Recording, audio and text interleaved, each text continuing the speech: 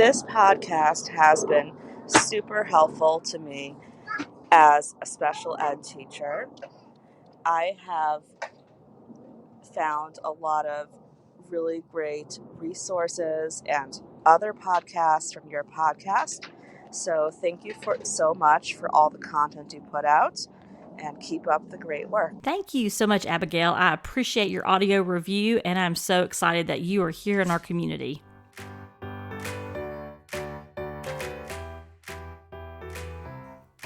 You are listening to the Dyslexia Mom Life podcast. I'm Nicole Holcomb, former teacher and school counselor turned civil rights attorney and podcast host.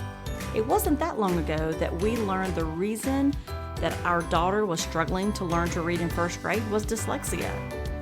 Fast forward 4 years past many hours of research and collaborating with experts in the field of dyslexia, now I'm sharing the lessons I have learned that took me from being an overwhelmed mom who didn't understand dyslexia to a go-to mom who is helping hundreds of moms each week through education and collaboration. I created the Dyslexia Mom Life podcast to give you simple, actionable, step-by-step strategies and hacks to help you do the same. If you're feeling alone and lost on your parenting dyslexia journey and you're looking to find a mom who gets it, you're in the right place. Let's jump in and get started. Today on the podcast, I am talking with Jen Knopf. She's the president and founding director of Read Charitable Foundation. And today's part one, we are going to be talking all about where it all started. What is the story behind the Read Charitable Foundation? And how did this attorney litigator become the founding director of the Read Charitable Foundation? And you may have guessed it, dyslexia definitely had a part to play in that, and as a mom raising a child with dyslexia. Today on the podcast, I have a special guest, and I am so excited to introduce you to Jen Knopf, especially if you've not heard of the Read Charitable Foundation. She's the president and founding director of. They're doing amazing work, and we're going to jump all in and talk all about that today. So I'm excited to have Jen here. I know you're going to find this conversation valuable. Just a little behind the scenes. We've already been talking off air for like 30 minutes. So I know we're going to have a great conversation and you are going to really enjoy it. So Jen, welcome to the show. So excited to have you with us. Thank you, Nicole. Thank you so much for having me. I'm excited. And I very much enjoyed our 30-minute conversation prior to this. So I know it's going to be fun too. Yes, excellent. I'm excited about it. Well, before we get started, Jen, for people who may not be as familiar with you yet, I'd love to kind of, before we jump into what took you down the path of starting a foundation. Can we talk a little bit, even before we get to your dyslexia story, just briefly give them a little introduction about you personally? Sure. I grew up in Ocala, Florida, which is horse country. And my dad is an equine veterinarian. So I grew up on a farm. Ocala is a big town now, but it was a little town when I lived there. I went to the University of Florida for undergrad, and go Gators, and was a psychology major. And in that time, I, as part of my, work for my major, I worked at the Rape Crisis Spouse Abuse Center as a volunteer. One of the most difficult things in doing that type of work is that often victims of violent crime, there's also a legal element to, their counseling, because, they're wanting to know what happened or what is happening on the, criminal side. And it's a big part of, their ability to kind of heal. And as on the counseling side, we had no idea. We didn't know anything about the law. We didn't know anything that was going on. Right. And so my little 20-year-old brain thought, maybe I should go to law school. And then, I could kind of combine my psychology counseling experience with the legal side. And I thought I was going to start some type of, business when I graduated law school to kind of combine those two things and help victims of violent crime, and also on the criminal legal side. But I went to law school and ended up, working at a big international law firm out of law school. and loved that, and did primarily general litigation and labor and employment defense litigation. I worked in house for a number of years, and then helped my husband start his law firm. He's also an attorney and does plaintiff's products liability, catastrophic injury cases. So very different from the work that I did. Then I went back to the big law firm that I was at.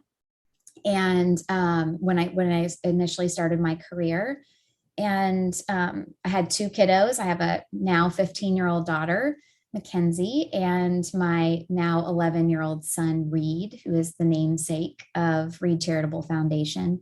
But when I was there for that second round at the big law firm is when my kiddo, Reed, started, having some struggles in school. And that was really the beginning of the end of my legal career, and the beginning of what I would never have dreamed I would end up doing. If you'd asked me 4 years ago that I would be founding an education nonprofit, I would have laughed and laughed. It's funny where our own personal journeys as moms and as women take us completely different than when we started out. When I went to law school, I had worked in education for a number of years. I was an elementary teacher, and then quickly realized that the social emotional pieces were of interest to me. Mm-hmm. And so I went back to school and got a couple of graduate degrees, not just one, but two, in educational psychology, so I could be a school counselor. And I really enjoyed that work. But when I had done it for a while, like you were talking about, for the moms that are listening that may not have backgrounds in psychology or working with, vulnerable groups or victims and things of that nature, like you were just talking about, for you to do that work is really emotionally, it really takes a lot out of you. Right.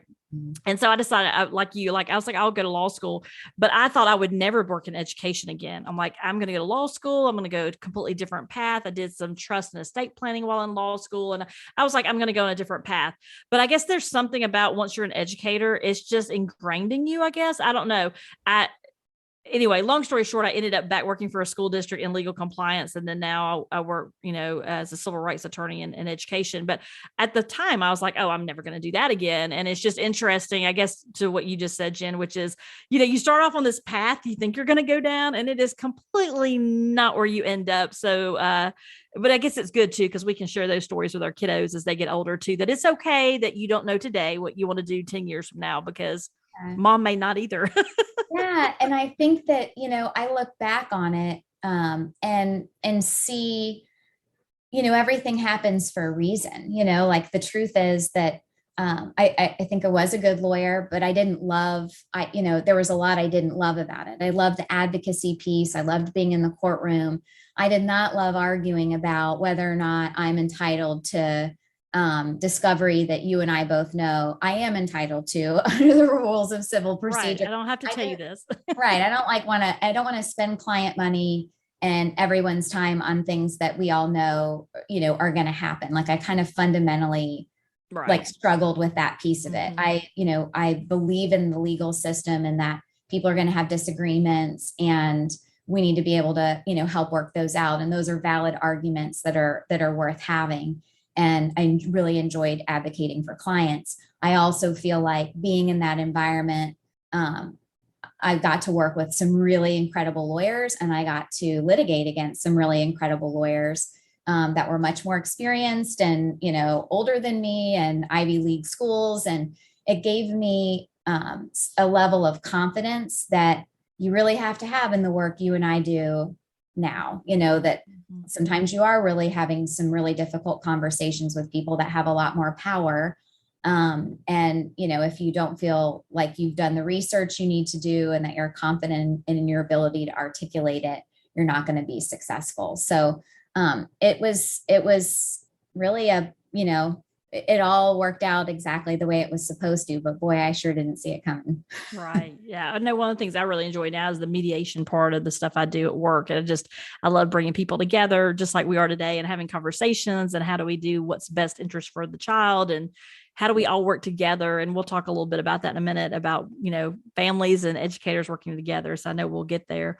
Well, let's talk a little bit about Reed's story. Tell me a little bit about, it sounds very similar, and I know people will resonate with it as we all have similar stories, but not the exact same story. So tell us a little bit about your journey as a mom with Reed, and kind of, that like ours started early. Not all parents have the opportunity to learn earlier, but, you and I have. So tell us a little bit about that journey for your family. Yeah. So to answer your question, my, story with Reed really starts, I think, with my daughter. She is 4.5 years older than Reed, and no academic struggle. Everything came really easy to Ken's. At 2 and 3 years old, she's pointing at menus and restaurants and saying, look, mom, it's an A, and A says ah. And, she was reading books quickly. Everything came easy to her. Sight words. It was, everything was glowing with teacher. She's the, perfect little pupil. And I think that was largely my academic experience also. I definitely am a hard worker. I don't want to say everything came easy to me, but I didn't struggle to learn to read, write, or spell. So, everything was coming up roses for Ken's. And then I really struggled to have Reed. And we, finally had sweet little Reed. And equally as articulate and high vocabulary as Kenzie. We are a double lawyer household. So nobody ever stops talking, lots of big words. I'm one of those moms that was reading to them when they were, in utero. And, when Reed was in my tummy, I'm reading to Kenzie in, bed. So access to all the books and all the resources and fancy private, preschools and all those kinds of things, all the same parents, all the same things as Kenzie. Uniquely gifted in certain areas that if I had known what dyslexia was, I probably would have known at 3 and 4 years old that Reed was dyslexic, because he could not remember letters and letter sounds with any kind of consistency. Forget sight words. It was a nightmare. But this little boy, could watch Home Alone at 3 or 4 years old, take fishing wire out of the garage, tie it to, the toilet handle and the shower faucet handle and the sink handle and the door of his sister's bathroom, so that when you open the door, it turned on all the water and flushed the toilet. I mean, miraculous, like, oh my gosh, such a engineering, creative, could take things apart and then successfully put them back together. Very different skill set than I have. And uniquely, wow, this little guy, that he can do that. But, the letters and letters sound like some of these basic things, and really high vocabulary. So it was weird, because it's gosh, he knows really complicated words, and he's really articulate and talks to adults like an adult. And yet some of the stuff that seems so simple is not simple. And that, don't you think that throws, as you've continued to do this work, I know we'll talk about in a minute, that seems to be, I know for us as well, having educators, but my husband's an educator as well. And, I say that to say this, which is, you see all the things that they're able to do, right? And so it doesn't make sense to what your logical brain thinks of when you think of children who struggle, right? And so you see all those things, and then, well, I'm sure we'll talk about in a minute, you'll hear, oh, well, that's developmentally appropriate. Yeah, it's okay. Their letters and numbers are backwards. And it's confusing. Like you said, if I knew now what I knew, if I knew then what I know now, kind of thing. But to what you were just saying though, Jen, is that, it is so confusing to our brain when our children are showing these really exceptional pieces of themselves as far as their creativity and their vocabulary. And then they can't do something which we don't really think about, right? We just learn to read. We don't think about really, when you do the research of how the brain learns to read, it's pretty complex, right? And so for us though, I think as moms, it's at first you're later you're beating yourself up going, why didn't I see that? But at the time that you're in it, you're like, wow, they're doing these amazing things. And it just, I guess to my point is that it just doesn't seem to be on our radar at the beginning, because we see all these other things that just seem like they're saying the opposite. Well, we don't know, kind of like everybody, all of us, until you don't know until you know what Right. So dyslexia you're really dealing with it. is. Yeah. And so, now that I know it's an unexpected difficulty in learning how to read, write, and spell, and it's unexpected because they're so bright, well, that makes a ton of sense. And, what's crazy is that most educators also haven't been taught that. And so, it is the biggest red flag. If you've got a kiddo who in kindergarten or first and second grade doesn't know their letters and letter sounds and doesn't know their sight words, but they're incredibly articulate, and if you ask them to tell you about their weekend, you get a beautiful dissertation with a lot of vocabulary about it. Right. That's a gigantic red flag. This child should be able to get their letters and letter sounds if they can talk to me that way. Now, I know that that's not the same for every dyslexic kiddo, Right. but there usually is some kind of discrepancy, right? I mean, this for Yes. moms that are listening that may still be new to dyslexia. That's the big red flag, is that there is this discrepancy of, I don't mean to say this flippantly, but like the basics of learning to read, the language, understanding the sounds and how to pull the words apart, and really, learning those pieces seems so elemental. But at the same time, there's this discrepancy of the amazing things we see our kids doing even early on, right? Early on, as far as their creativity and what they're able to articulate. And that is one big red flag, I think, that sometimes we miss. And I think that's important. I'm glad you mentioned that.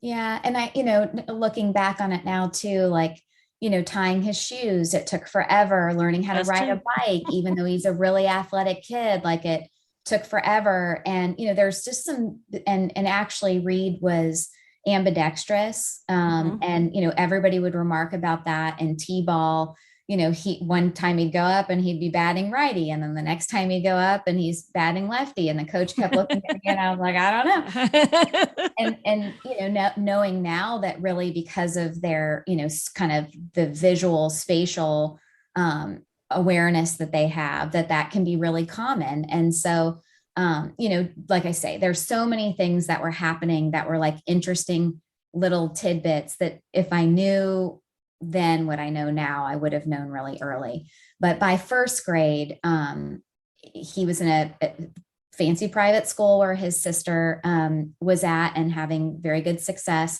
but they teach you a year ahead. And that's like part of they're very academically rigorous. And so even if you're at grade level, you're behind. But the K4 teacher is one of my best friends. She is one of the best educators I know, loves these kids to pieces, learns them, understands them. And I wanted to make sure he had her, and I just knew if he had her and she had her master's and, all that, like, I just knew that this was the one and she'd love on him. And she did all those things, but she hadn't been told anything about dyslexia either. And so, we'd have the discussion and she's like, what I've heard is that it's kind of like letters falling off the page. And I've asked him that, and he says, that's not what's happening. So I don't think it's dyslexia, but so then she became his reading tutor. And, she came up with all these wonderful like games and rewards and things to help him. And he'd get it, he'd get it on a Monday. And then on Tuesday, they'd go to review to move on. And it was like, it had never happened. Right. And he, kind of shared that. And I was like, it's like Groundhog Day, every vocab or every spelling test, everything. It's like we kill and drill, which worked with Kenzie, which worked with me. But with Reed, he's working super hard, but it just, none of it sticks. So anyway, he became pretty unhappy and at school and was calling every single day, home from school. With some pretty creative ailments. And because he's, a bright little guy. But finally, like in November of his first grade year, he broke down when I was torturing him with, a spelling test practice. And he just said, he burst into tears and he just said, Mom, I'm the dumbest kid in my class and everybody can read and they make fun of me and say Reed can't read. And they make me stand up in front. My teacher makes me stand up in front of the class. Please you've got to stop making me go. Like, I just can't go. And I can't ever talk about that without crying because I saw he was suffering so much, but I did not understand why. And he was protecting me Right. from that because he was so ashamed. And to your point about as parents, us seeing these strengths, and so this other thing being so hard, it's the same thing for our kids. They're like, I know that I can do this. Like, why can't I do this? Right. Like I should be able to do this. They're And hard on themselves. Yeah. yes, it's like this should be easy. It appears like it's easy for everybody else. So, went into the school. Long story short, we got him tested, full neuropsych evaluation, and learned that he was dyslexic and dysgraphic. And really, in the last year, through COVID and the distance learning period, I really realized he had ADHD too. It had been masked by brick and mortar and anxiety going to school. Right. Sure. But once he didn't have to go brick and mortar for a little bit, all the anxiety went away, and it was pretty clear that there was another, piece. But, of course, I really had no idea what dyslexia was. I thought it was reading backwards or letter reversals. Whoever, put forth that myth. It's probably the most widely accepted. It is. Yeah, you're right. And the recommendation was that he absolutely has to have Orton-Gillingham, which I also had no idea what that was. But thankfully, I have a legal background and the ability to research. Yeah. Yep. And so, like probably every mom who listens to your podcast, I'm up in the middle of the night trying to research and find anything I can to help my son. And at that time in Central Florida, we're in Orlando, like Winter Park area. There was one person in Central Florida who was certified at any level in the Orton-Gillingham Academy to tutor a student with dyslexia. And she's like our earth angel. And, but, she had a wait list a mile long and very expensive. But, she was like, if I get somebody to cancel, then we can plug you in. And, you just take what you can get because it's not optional to not be able to read. It was not something that could be done at school. They were not interested, in pursuing that. They would not let her come, during the school day. And so our lives changed rapidly. I'm thankful for the identification and the early identification because it's critical, but it was not easy, and it's still not easy, but he stopped playing his little t-ball where he could be successful in front of his, peers. And instead, I'm dropping my daughter leaving work early. If they gave me the call, rushing to go pick them up, dropping her at her activity. I'm no longer the mom watching her, with her sports. And so she was pretty resentful, dropping Reed off, picking her back up, going back and getting him. Almost every day he didn't want to go, he just wanted to go play, and he's tired and he's 6.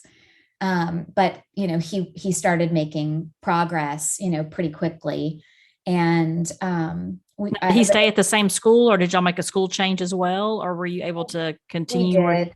We moved. I mean, and so I'll say 2 things about this school. One, they're getting all of their teachers trained in Orton-Gillingham through Reed Charitable Foundation. So amazing. Yes. Very, very tough experience. Very traumatic.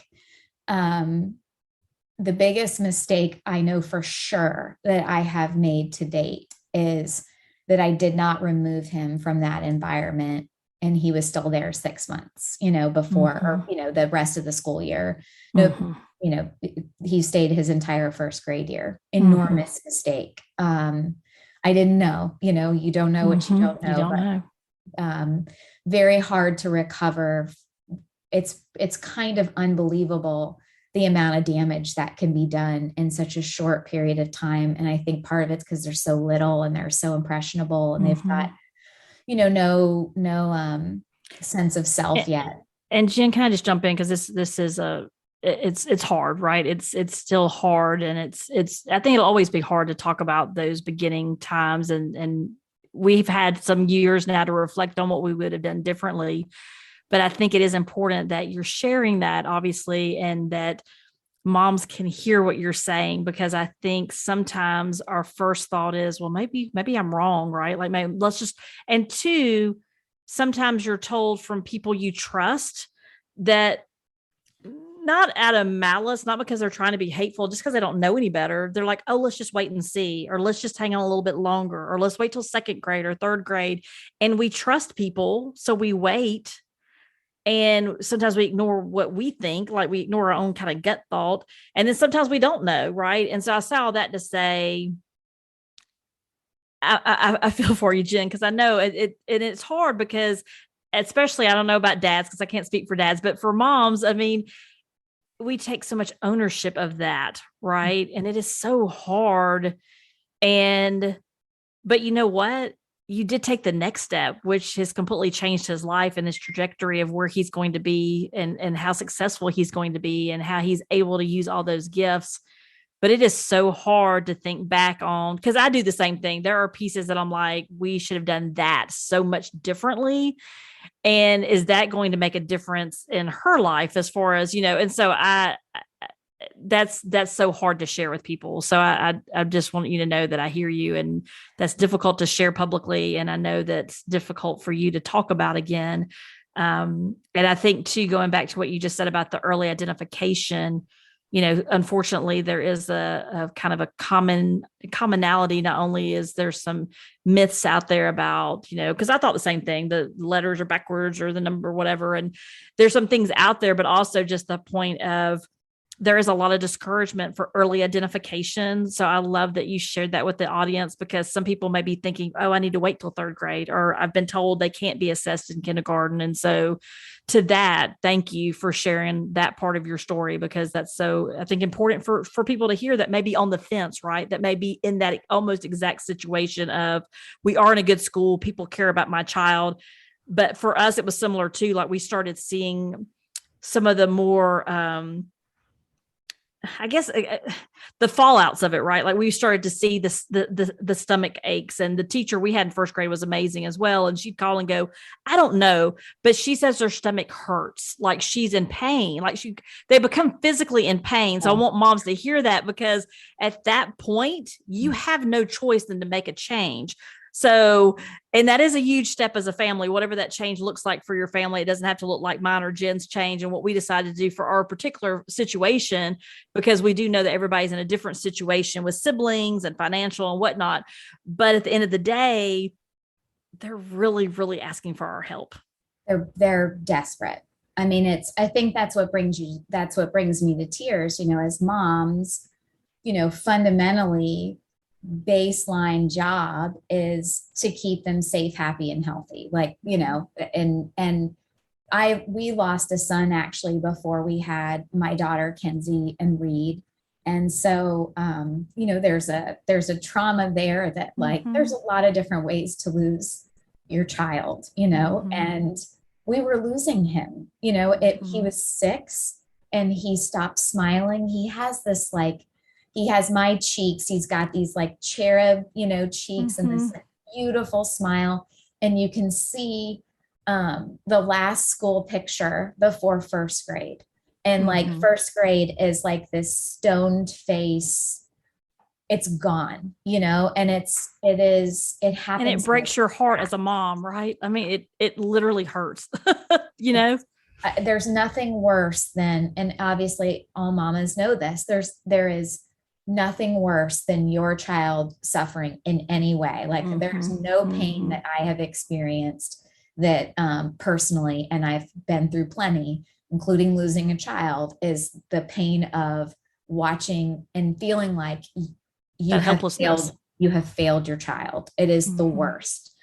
And, I think my advice for moms on that is just, you have got to trust your gut, because my gut was telling me when he was 2 and 3 years old, it's weird that he doesn't know his letters yet, right? Like, it's weird, like, because he is going to school and he is seeing this every single day. And it was like, don't compare him to Mackenzie. And, I would kind of get shamed out of that little instinct that was like, yeah, I don't think I'm comparing them. Like, I mean, yes, she's hit certain milestones. There's developmental, there's those pieces of the benchmarks that, even like looking at children in the classroom or neighbors that they're playing with that, and you're seeing different things and you're like, especially on some of those fundamental pieces as far as like reading and writing. And I know for us with sight words in first grade, they introduced them early. And I remember asking our reading specialist at the time, but I didn't know she was Orton Gillingham trained at the time. But I was like, hey, she's not getting this. And she's like, it's okay. We just throw them out there to see if they click with any of the kids. But really, we're really not looking for them to really know them to like November, December. Okay, well, November, December, there's no clicking, there's no lights coming on, there's like nothing happening. And I too, when we talk about shame, I mean, I can remember just feeling so much shame later because I would get I'm a redhead for those that can't see me or know me yet. And so I have a little bit of, I'm pretty intense sometimes. Let me just say that. And so, I would get so frustrated with her because I'm like you said earlier, ooh, we studied those sight words. Ooh, we knew those sight words. Thursday night before the test, we didn't know any of them. And by the time we were both in the floor, just like trying to go over these sight words, and I'm in tears, she's in tears. And I'm frustrated because I'm like, why can't she get this? Is she just not studying enough? And I'm like, this is first grade, people. Like, what's going on?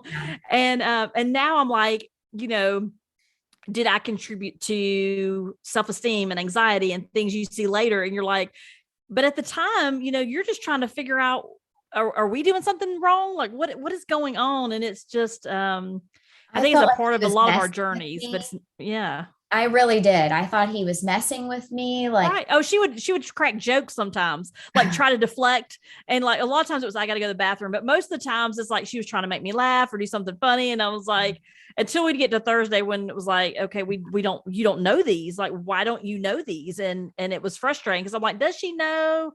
But she's just not telling me that she knows. And why doesn't she know the? Well, now I know she doesn't know the because there's no picture to go with the, right? So yeah.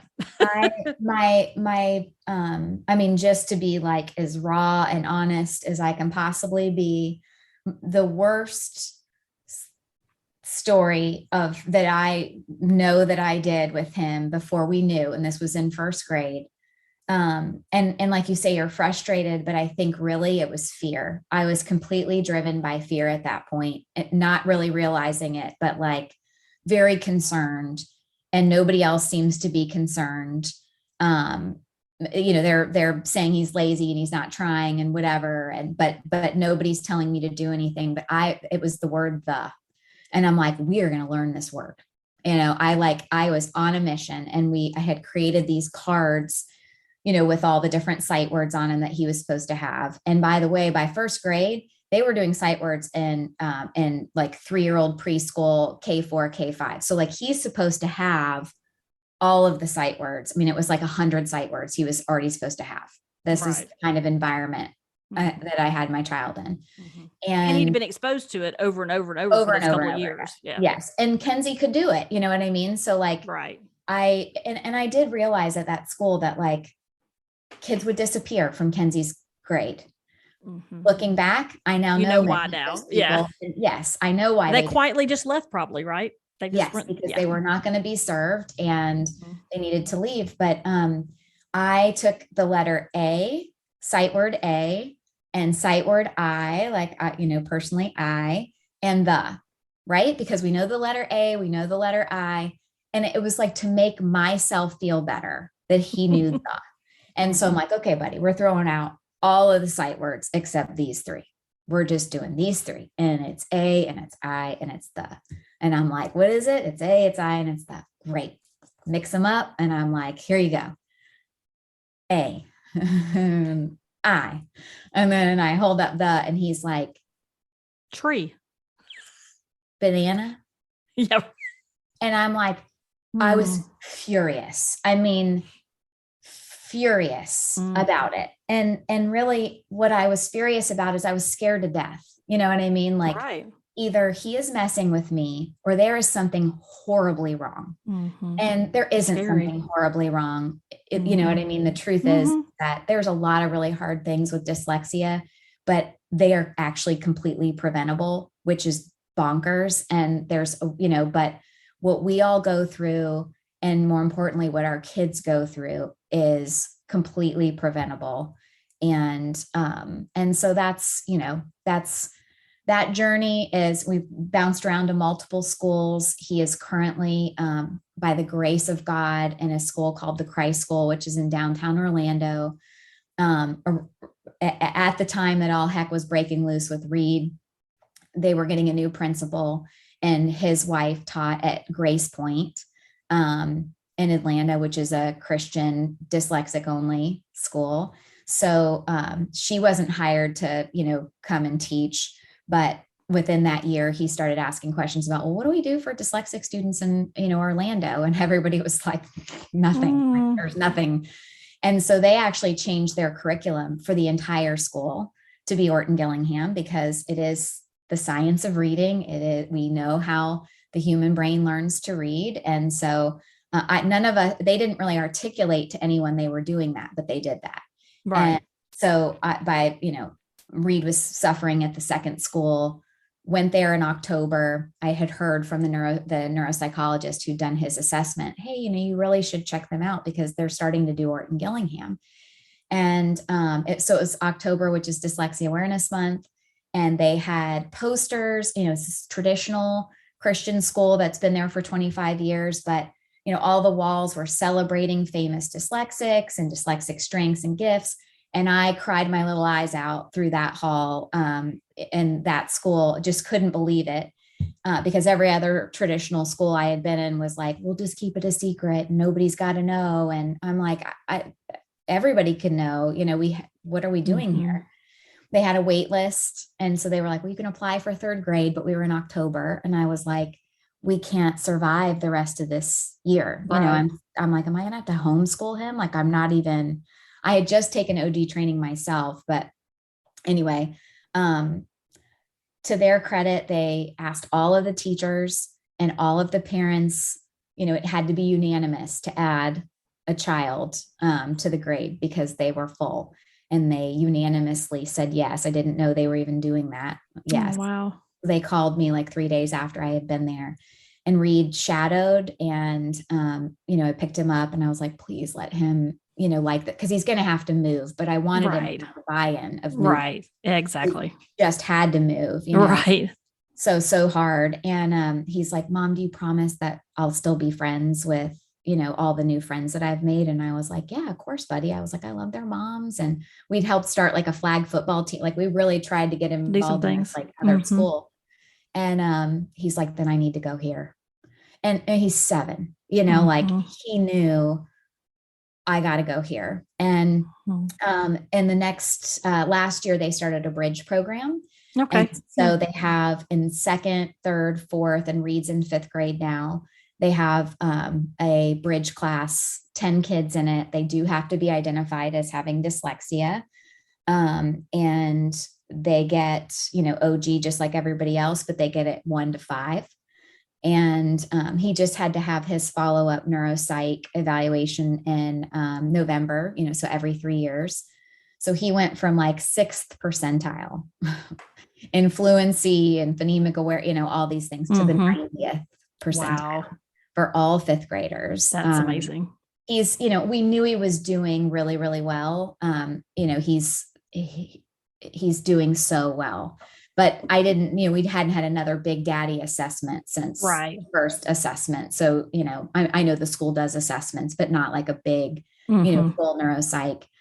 His IQ went up another 14 points, and he already had, a great IQ. And the neuropsychologist came out halfway through the first day and, with Reed, and he had this big smile on his face. And she's like, I've been doing this for almost 30 years, and I've never had a dyslexic student score perfect on reading comprehension, but Reed just did it.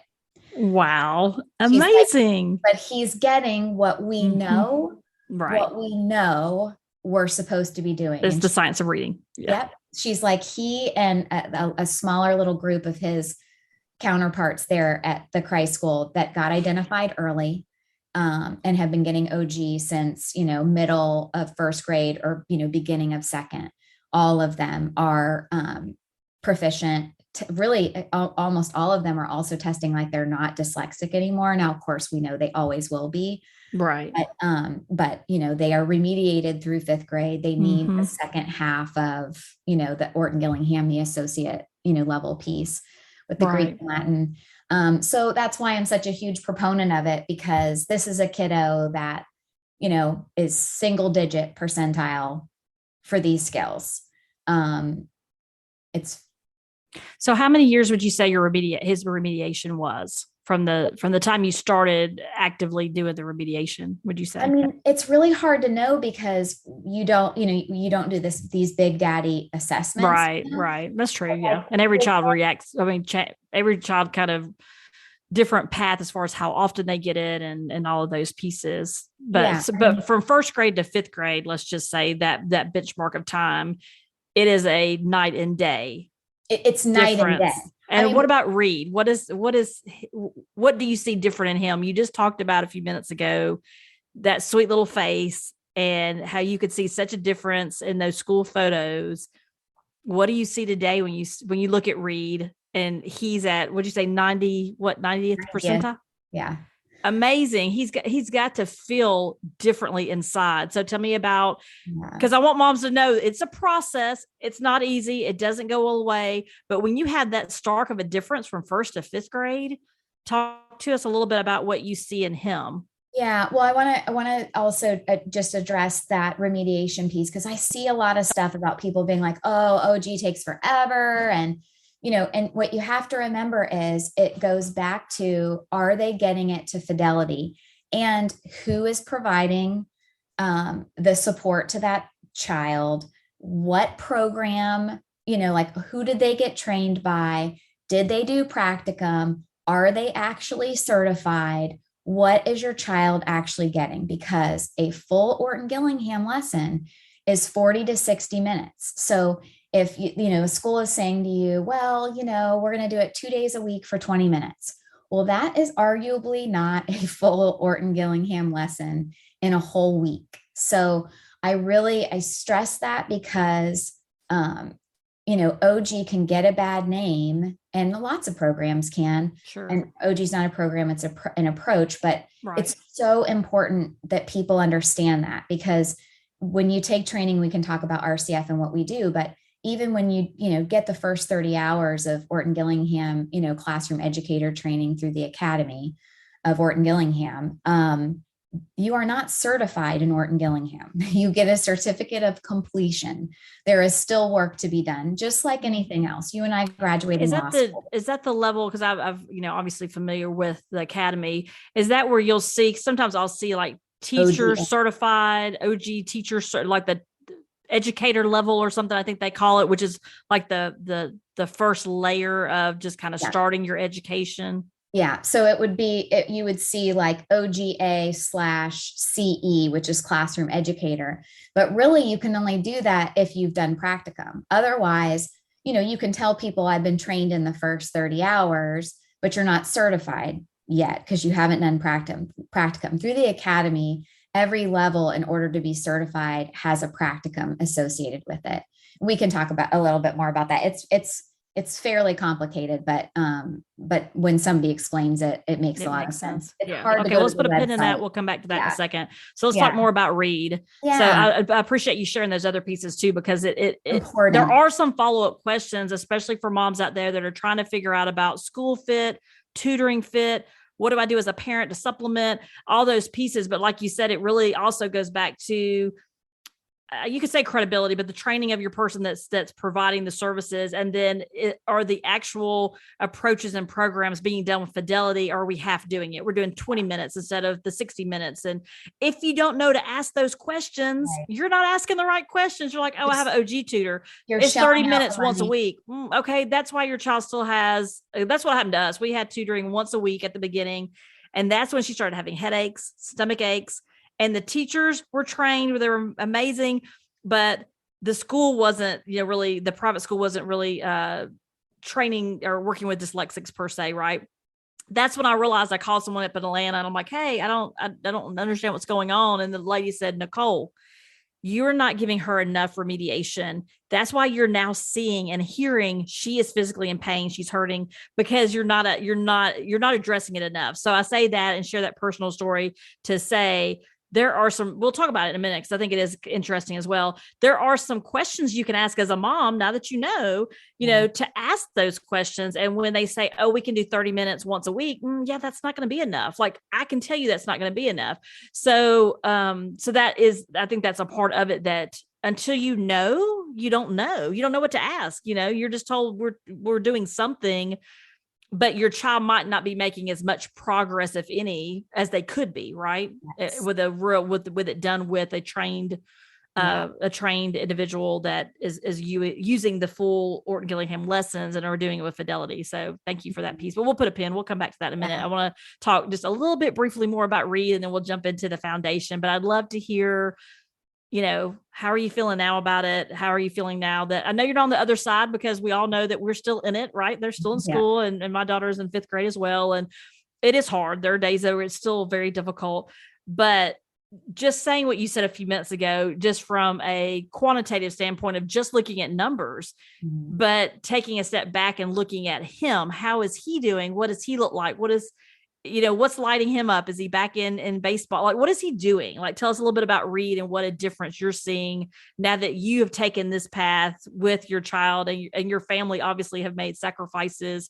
As a whole, the whole family makes sacrifices to make this happen. So do you mind sharing a little bit about that? No, I love to. Reed doesn't have the full smile back, but we've got, it's not a tooth smile, but it is an actual, smile. I'm fighting for the full tooth smile that he had when he had all the confidence in the world as a little guy and knew he was really capable. And before anybody ever told him that there was something he couldn't do, that's the smile I fight for. But Reed is a straight A student. He wins all kinds of different leadership awards at his school. And I will say, like 2 years ago, he had said to me, I can never win. It's called a Lion Strong Award at his school. And, one day he hopped in the car and he just had this, when they get in the car and they've got that look. They get something to tell you. And I was like, what is it? And he's like, nothing. And I said, what is it? And he's like, just, I'm not the kid who's ever going to win, a Lion Strong Award. And I was like, what do you mean? And I'm driving, so he can't see my face because he's behind me and I'm in the front seat and he's in the back. Those moments where you're just like, oh, he's just like, it's just not for kids like me. It's not for kids who learn like me. And, but that has completely changed. And his confidence is back. He is now a golfer. Okay. And it's interesting because golf, he also really wants to smack the heck out of some golf balls after the school day. He will say to me, sometimes he's like, Mom, I need to hit some balls, and, he will say sometimes too, like, nobody really understands how hard I work.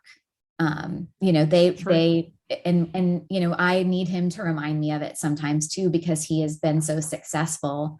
And he's such a little trooper, as I think so many of them are, tons of grit and perseverance, and they just gut it out. But, and he makes it look so easy when it's not, but, he is, I think, one of the gifts of what we do, and having a foundation and talking about dyslexia and talking about the strengths and all of those things too, which are very real. Reed knows beyond a shadow of a doubt that he has giftings that others do not have. And it is because he is dyslexic, not despite it. And right. I think that's the thing that's so, the reading remediation piece is critical, but so is talking about this. Yes. And talking about acknowledging the things that make it difficult, and particularly school environments are what make it difficult, and people not understanding, which is what we're working on. But, understanding too that your brain type, it comes with incredible strengths that once you identify what yours are, there's nothing that's going to stop you. I mean, every organization, every business, every team needs people that think like that. And he he sees that in himself, but it's because we've had to, we've talked about it a Right. ton. You've done that work. Yeah. And he Yeah. sees it. And, part of it, getting to do what I do, and you too, Nicole, Right. for a year, he was home because of COVID. And so I continued to do what you and I are doing. And, he used to be at school, so he wasn't hearing this stuff. But Mm-hmm. now, he was home hearing me talk to people like you, very successful dyslexics, and them sharing their story about how they struggled. A lot of them as adults, they didn't get Orton Gillingham. Nobody was helping them. So despite the circumstances, they were able to identify their strengths. And, I think what he realized is mom isn't just saying this to me because she's my mom and she's going to try to build me up and try to make something that's difficult and, sugarcoat it and, blow sunshine up my skirt. He realized my mom really thinks this. She really means this. And I'm hearing all these other people vicariously that are Right. saying these same things. Like, this is not something that adults are trying to sugarcoat. This is actually true. And so, but like you say, it is, he's moving on to middle school. And I would say executive functioning is like the next really big piece. Like, how do we help him be organized? How do we, and I have some ideas about that, but the school needs to cooperate, like there's certain things we need to be to work together on. Do, from a technology perspective. And, but it's a work in progress forever. I think just in terms of, I won't feel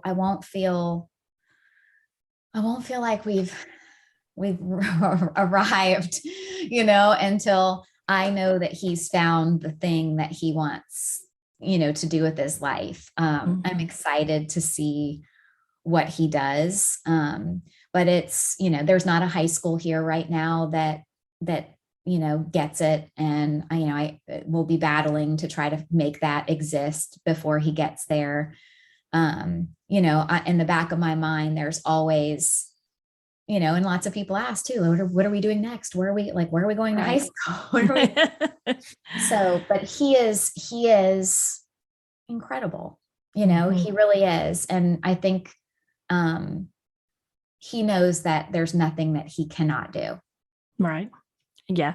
And what you were saying too is just having those conversations. And I encourage this a lot in our groups too, is that just having those conversations as a family and really talking about it. And at the beginning, it is hard, like you're trying to figure it out on your own. But as you continue to start putting the pieces together and really feel confident to talk more about it, it is so important to have those conversations with your family, with the educators, but really for your little person, for them to understand what does it mean to be dyslexic and to be proud of that.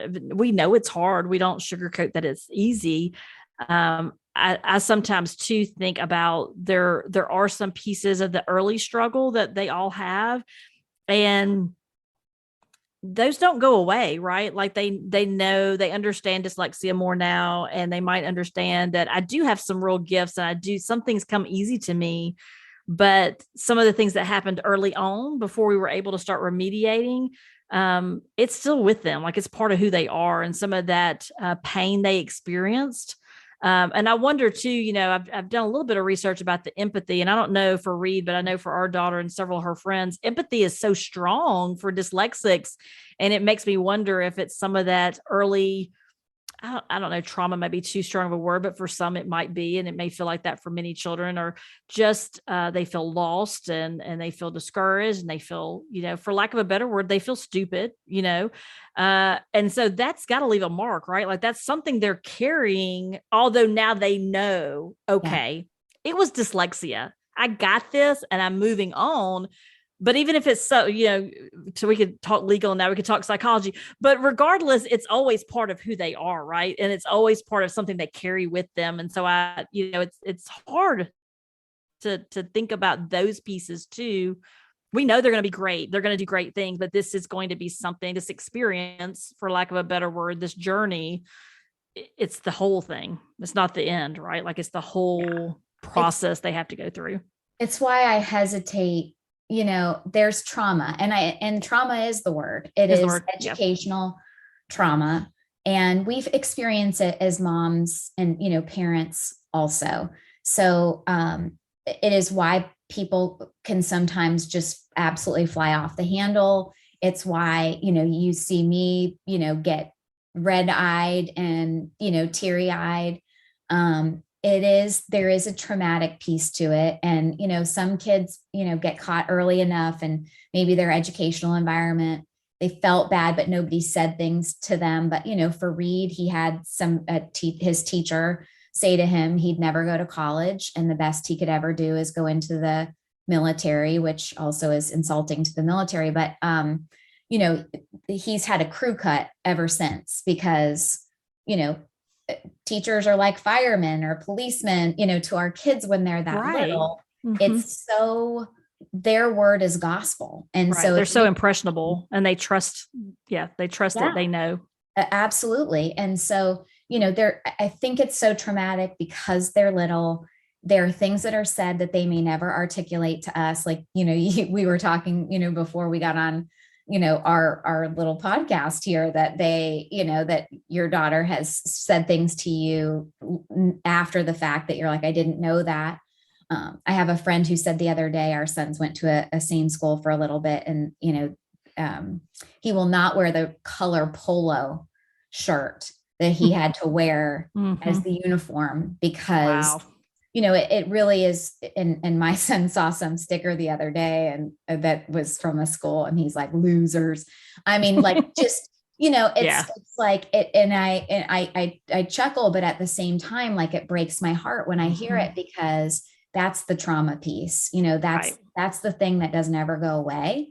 And what I do agree with you on too, is that I think that they take those, well, really one of two things happen, right? Like, you either take those experiences and you are really empathetic, and you can see when other people are struggling and when they need to feel supported. And, Reed is a lot like that also. But I think, also it can go a completely different direction if you never do get support. And so it's why it's so important to identify it early, and it's, and to prevent this kind of trauma for going on, for years. When we talk about high school students that cannot read, right. These are the kids that cause all kinds of problems, and they have all these, these files of behavioral issues, and they're bad kids, and, they're having trouble with the law. And, when I ask questions about, well, how many of those kids can read? How many of them are literate? It's like crickets and tumbleweeds, because the answer is none. Right. So we weren't looking at that though. Yeah. Right. Yeah. I mean, so it's, there is a lot of, there's a lot of tough stuff, even when you catch it early. And that's, I guess, the mom side of me. We wish those things didn't happen, and they happened on my watch. And so it's hard. I hope you enjoyed part 1 and learning the story behind the Reed Charitable Foundation, and learning more about Jen's journey as a mom raising a child with dyslexia. Next week, we're going to release part 2, which is all about the Reed Charitable Foundation. And just for a little spoiler alert, we're going to be talking about how Jen has made sure that public school teachers have access to Orton Gillingham training for free. She really does have a heart and a passion for literacy, and she believes that no child should not have the opportunity to learn to read. She also is going to talk about resources for parents and what they provide as well. So you're not going to want to miss part 2, and it may even be something that you want to share with some of your teacher friends. I think you're going to love that episode. Thanks for listening today. If you want to learn more about dyslexia and raising a child with dyslexia, head over to dyslexiamomlife.com for more dyslexia resources. If you want more support or to chat about this episode, come join me and other amazing moms in our private Facebook group, Dyslexia Mom Life Podcast Community. Be sure to introduce yourself to the group. Have a great week, and remember, you got this.